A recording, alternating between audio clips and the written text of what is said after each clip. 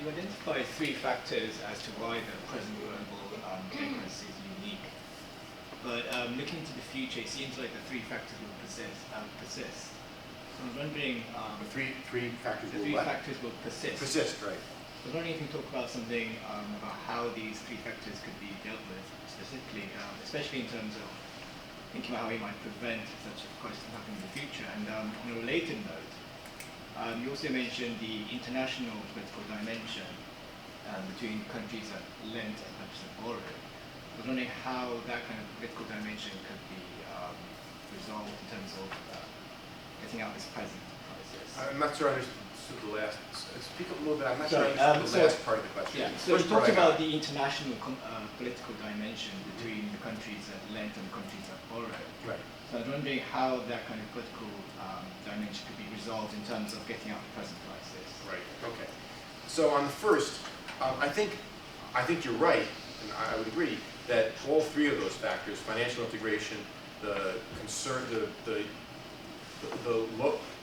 reduced use of monetary policy as an active tool of economic policy, and the stagnant consumption of the middle classes are not with us forever, perhaps, but they will persist for the foreseeable future.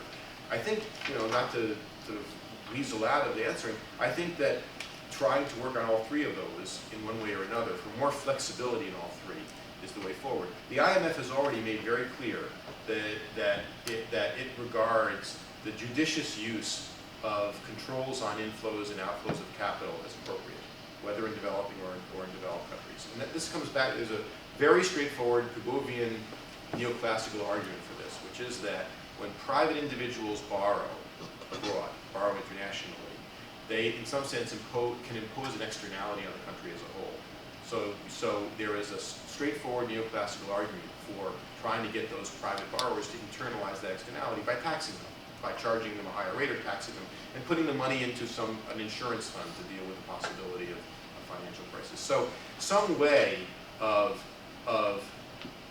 I don't want to say in Tobin tax style, throwing sand in the gears of international finance, but some way of dealing with the problems that individual borrowers can impose on a national economy, whether it's via taxing or reserves that are, that's something the Chileans do, forcing foreign lenders or borrowers to hold reserves that allows for something of an insurance fund to be established, something that takes into account the fact that while financial integration gives private agents access to huge pools of capital, that it is not in the interest of the country as a whole for there to be this kind of herding where capital floods into a country and controls without it being taken into account by policymakers.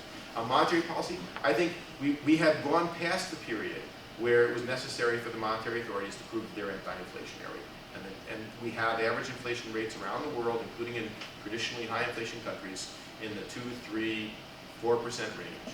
And I think it's time to recognize that monetary policy can be more flexible. I think the Fed and the ECB have recognized that. I think the Fed, and especially the Draghi ECB, have been much more flexible in their monetary policies, and I think that's a good thing. And then on the middle class, well, then we get to reforms. I mean, what is it that can help redress the stagnation of middle and working class incomes? It's not going to be any short-term redistributive measures. That's not going to last. It's going to be dealing with the underlying productive capacities of industrial societies, which in my view largely have to do with infrastructure and education.